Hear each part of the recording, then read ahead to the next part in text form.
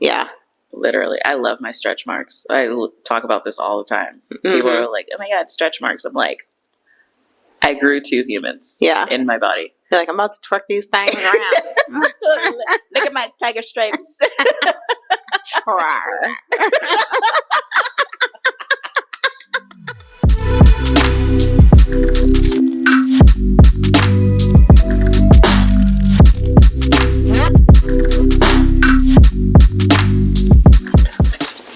It's an easy short. Oh, yeah. We like it. Welcome to the Easy Speak Short Women's Month edition. Yes, happy Women's Month. Shout out to all the amazing women in the world. Yes. Doing it all. Shout out to you. Shout out to you. Hey. Yeah. Literally, 2 amazing women sit before you at this time. Mm-hmm. Soak it in. Soak it in. Take it all in. Also, capture. And capture 3. 3. She slays all day. She is always slaying the day. Yeah. Mm-hmm. Mm-hmm.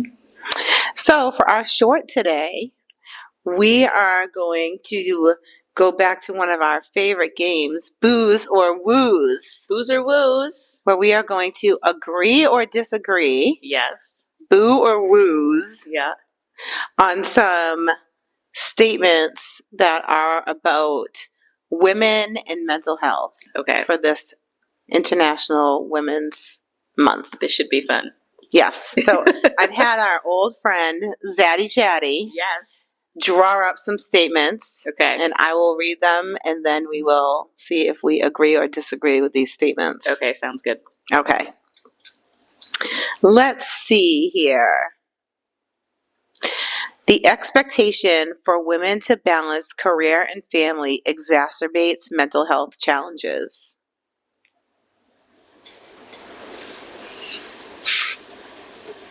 Exacerbates is a strong word.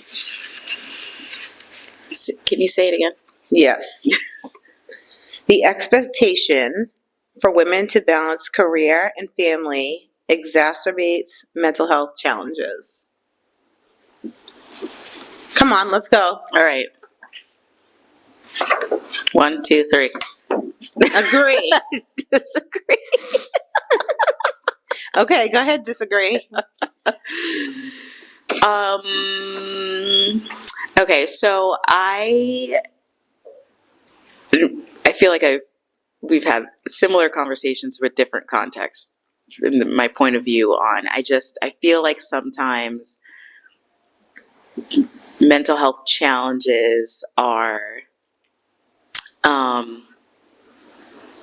like there's this like victim mentality that kind of sometimes goes along with the way we talk about mental health. And I feel like the only expectations that are real are the ones we put on ourselves. And so if we're talking about like societal expectations to balance both, I feel like who cares? Like that, like society is not a part of your life, really. Like, you know, so like, you know, we all put pressures on ourselves to do things and to be everything. And, you know, as a career woman, mom, family person, I feel that pressure literally every day, where I'm trying to balance the work life, the kids, the significant other, the being a daughter. Like as a woman, we play so many different roles, but I almost feel like that just comes with the territory. So it doesn't feel like a reason for mental health challenges in my life. Mm-hmm. I agree with that statement because I think that there are a lot of women who don't have the type of flexibility that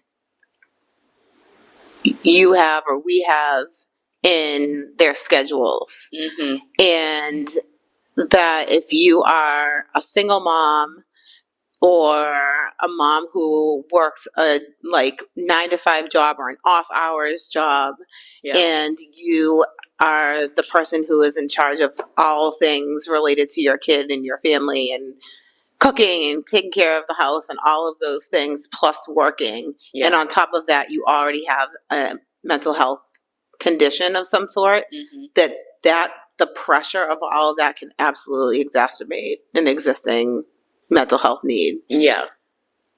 Because that can be just like, forget it, I'm not going to do anything, right? It's easy to go down that, like, that's true. if you're dealing with depression. Like, I think the word that gets me is the word expectation. Yeah. I mean, I think society does put a higher expectation on women.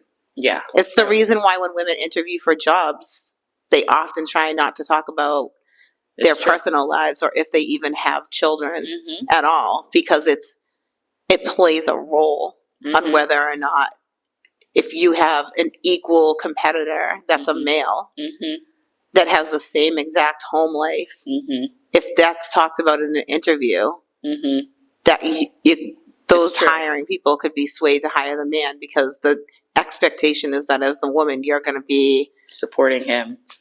Or as the competitor, you're going to, more of your time and energy and focus is going to be on family than the man. Right.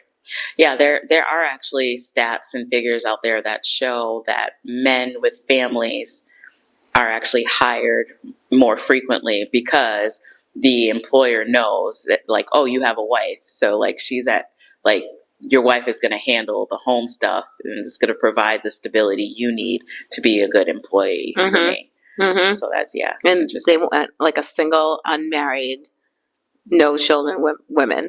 Yeah, because that could change at any second. Right. How hard it is to be a white man in America. Sorry, Mark. So hard. Okay. Before I go down the rabbit hole on that one. I know, we could talk about that one for the whole time. Next statement. Let's see. Girls are more susceptible to the impact of cyberbullying on their mental health than boys. 1, 2, 3. Disagree. Yeah. I think both. Boys and girls equally. Yeah, it's tough all the way around. Yeah. Stop cyberbullying, guys. I know. It's just terrible. Don't do it. I think, just along the lines of, like, there are some differences in how the effects are displayed between girls and boys, and girls are a little bit more, tend to be a little bit more withdrawn and less bubbly and happy, and so it's more obvious when something's going on, versus like with a boy, some of those traits are like kind of expected, in our masculinity type of culture. And so boys who are struggling tend to go a little bit more unnoticed for longer periods of time, but it doesn't mean that they're not being affected. Yeah. I think that cyberbullying is fucked up regardless. Yeah. And everybody feels it. And the parents. Yeah. Who are not even talked about, like the moms. We're talking about Women's Month. Yes. So, like, the mom shaming is real online. Yes. Woof. Yes. Yeah. If you decide not to breastfeed and you put that online nowadays, like, you are ripped apart for being a terrible mother. And also, like, men can be, and other women sometimes can be very cruel to women who choose to nurse, because they have this whole thing about, like, what you're doing to your body because you choose to nurse your kids. I can never understand that. I know. I will wreck my body for my kids. I have, but some people believe, like, you should keep your body snatched in whatever way. Yeah, that too. For your other person. Yeah. But I don't know. Not over nutrition and brain health for your child. I know. I know. I had a few moms, and I don't want to mom shame, because it's like your decision, right? Like whatever is going to help you to feel happy and healthy. But I remember when I was having my kids, like the Facebook groups for the year and the month that your kid was being born were like starting to come out, and I remember one mom being like, I am going to have this kid and then I'm literally going and getting like a boob job and like he can have formula because he's already wrecked my body enough. And I remember being like, oh, ouch. That's a societal pressure. Yeah. We're just talking about societal pressure, right? That's a societal pressure, I Yeah. feel like. Yeah, to always look good no matter what. Yeah. Yeah. Because I think in other countries, some women I think don't necessarily feel that type of pressure. I think in some other countries, women feel that pressure, but don't feel the need to go to the lengths of having cosmetic surgery, like immediately after having a child over it. Yeah. You know, so it's like it took you a year to grow that baby. Like give yourself a year at least. Give yourself some grace. Yeah. Yeah. You just did a thing. It's amazing. Yeah. Literally. I love my stretch marks. I talk about this all the time. People are like, oh my God, stretch marks. I'm like, I grew 2 humans in my body. You're like, I'm about to twerk these things around. Look at my tiger stripes.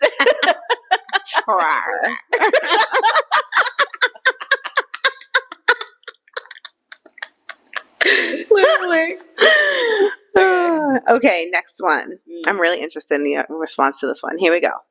The medicalization of women's mental health often leads to overprescribing medication. Ready? Go. Agree.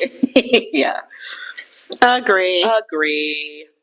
This goes back years. We were just talking about this, but like women with mental health issues is a challenge because of what we talked about in the first question. We basically hold up society. So if we're having challenges, it's like we got to fix this quick, right? So there's no time for a long, drawn-out healing process because everyone needs you.